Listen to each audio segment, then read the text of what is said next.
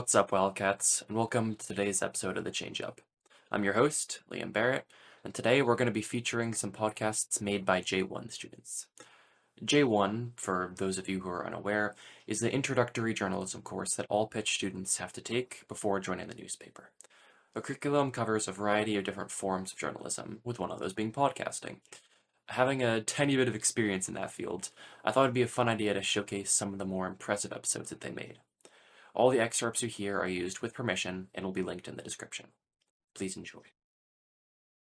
First up is Media Breakdown by Jay Resnik. Jay talks with several quote-unquote movie experts to discover what makes a great movie, and although the expert part is debatable, the interviews are entertaining and engaging. He goes beyond just what makes a good movie good, and although he eventually arrives at a logical conclusion, hearing how he gets to it is the best part. The audio quality and volume vary, but all in all, it's a genuinely interesting episode. Here's a quick excerpt. So now we know that the cast and the plot of a movie can both really drive it towards greatness, but obviously this is an incomplete picture. To get a more full picture, I decided to ask another expert, Hugo Conque, another J1 student. As a film expert, what's your favorite movie? So I would say that is a hard question to answer because I've just seen an overwhelming amount of movies during my lifetime. But I would say one of my recent discoveries, even though the movie isn't any recent, I would probably go with Whiplash. That's a very solid pick. What do you think makes Whiplash such a good movie? I think its underlying themes about music struggles, the amount of practice that goes into becoming a master of a certain instrument, which I think the movie perfectly highlights when you see the main character going through his drumming practices with bloody hands, and that he wants to go after this spot on the group so bad that he gets into a car crash and his only worry is just playing his part. So I think it highlights all the complexities that goes with that. Next up at bat is Right to the Top, Nationals' Rising Prospects by Finn McArdle. It's basically a summary of, the rising prospects of the Nationals, and Finn covers a ton of players in some serious detail. I'm definitely not a baseball expert, so most of the statistics don't mean much to me. Nevertheless, it's clear that he's done a lot of research, and it's something that he's genuinely passionate about. Finn offers insights throughout the episode about what the statistics mean and what each player could bring to the team, and if you're a fan of the Nationals, I highly recommend you give it a listen. Even if you're not, it's certainly educational. See what you think of this quick clip. Next player I'm going to highlight is Yohandy Morales. He was our second-round draft pick last season. He's a 22-year-old. He's not gotten a ton of spring training experience yet, as he only has 2 at-bats. But in those 2 at-bats, he does have a hit, and he batted .500. Another player who is solid in the minors last season and looks to have been a great pick from us. He came out of the University of Miami, where he played college baseball. He was very impressive there. He also plays around the infield, but it looks like we have him at first base at the moment in that spring training game. He had 1 run batted in that 1 minor league and then 1 spring training appearance, which is very good. His on-base percentage is also the same as his batting average, so he didn't draw any walks, but he only had 2 total at-bats. So obviously it's a very small sample size for Yohandy Morales. We can't make too many judgments yet, but he already has recorded a hit in spring training, which is very important for him. And hopefully he'll keep progressing in the minors, and we could probably likely see him in 2025. He's one of those players, it's unlikely we end up seeing him this season, maybe later on, depending on how things go. If he's fantastic in the minors, we could see him have a later on appearance. At the moment, it doesn't look like that's super likely, but he's still, the 40th overall pick in last year's draft, so we've put a lot of stock in him, and he looks pretty good so far. His 2 at-bats, he had a hit in one of them, which is very impressive at spring training. So hopefully he keeps progressing down the line, and we get, a great infielder in Yohandy Morales.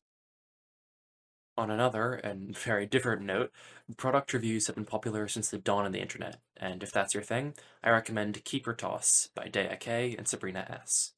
The episode is dedicated to reviewing lip products, mainly glosses, and they go through a lot of them. The co-hosts work well together, and the reviews are in-depth and seem reasonable. Both offer their own rankings, so you can get multiple perspectives on every option. It's not the most relevant to me, I'm afraid, but I can certainly see it being helpful for others. Here's one of their reviews. Next is the Glossy A Balm in the shade Lavender. I just put it on and The smell is so strong, but it's not like a good smell. It smells like sunscreen. It's so bad. I genuinely, no matter what shade or taste or like, I don't know, like whatever shade you get in Glossier, like lavender, I have lavender and mango, I genuinely just very much don't like their scents. They're so overpowering and so aggressive. Like, it takes over. Like, I remember I grabbed it off the counter one day to bring it to school, actually, to put it in my bag, and that scent stayed on my hand for like 5 hours. I didn't even open it. It looks really pretty and feels very nice. It feels hydrating. However, I cannot stand the smell. I am giving this a 5 out of 10 because this is so bad. Like, the applicator's nice. It's really nice and it comes out smoothly and everything, but I cannot stand the smell. 5 out of 10. How about you? So I am actually the world's harshest judge on this lip balm, and here are my criticisms. Number 1, the smell is overpowering. It's actually insane, and I hate it so much. And along with the scent, I feel like one really big like put off for me on this lip balm is that the formula separates. It makes me so frustrated. The gloss separates. So I've had the Glossier one for a while now, but I don't use it. But when I open it and I try and squeeze it out the top, literally clear water comes out. Nothing else but clear formula comes out. And then after a while of squeezing, the actual product comes out. And it makes me really frustrated because I feel like it just ruined, like, in on itself. And I didn't do anything. I didn't change anything about it. And it just makes me very frustrated. And I feel like it is on the cheaper side of lip balms, but it's definitely not like a thing I would buy again. It's not worth it. And it's not worth the money. Yeah. How much do you give it? I give it 4 out of 10. No, Yeah. 3. Yeah. 3 out of 10 overall rating. Lastly, we have the 3 Ps in a podcast, co-hosted by Olivia Stokes, Madeline Babcock, and Ariel Zisman. Basically, this podcast is 10 minutes of friends yapping about would you rather questions. If you're looking for something helpful or insightful, I'd stick with Keeper Toss and Media Breakdown, but this one gets a feature because of its humor. All the hosts are clearly good friends, and the episode is super lighthearted. It's not a series I'd listen to every day, but I put it on in the background while I was doing chores, and it definitely helped with the boredom. Let's wrap things up with a would you rather. All right, next question. Would you rather have skin that changes colors based on your emotions or tattoos that appear all over your body depicting what you did yesterday? It's like Maui. Yeah. Oh, true. From Moana. I would rather my skin change colors based on my emotions because, well, also, would the tattoos be permanent? Well, no. If they're changing every day, Olivia. But no. But what if it's just like new ones come up all the Asking time? real questions here. But honestly, like, changing colors based on emotion, you could be like a chameleon.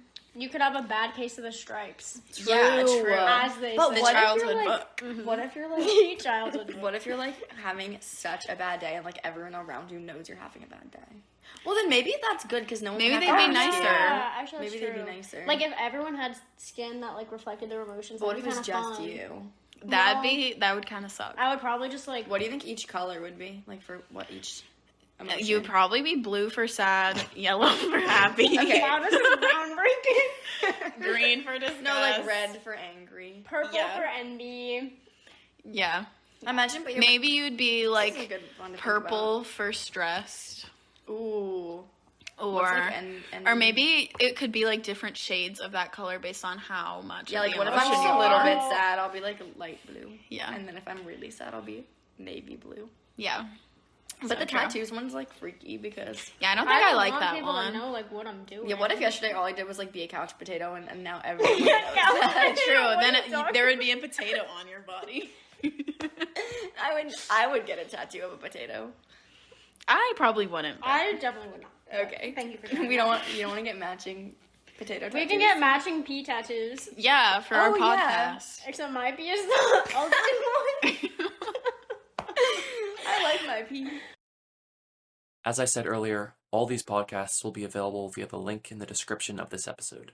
They are unlisted, so you'll have to use that link every time. As always, please let me know what you thought of the episode via the Google review form linked in the bio of the @WJ Changeup Instagram. Alternatively, DM me directly on the same account. Until next time, see ya.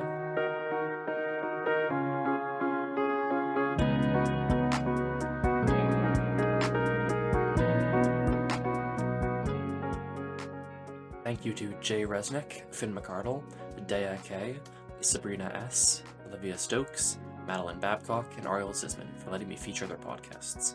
As always, a huge thank you to the WJ Pep Band for composing the introduction song.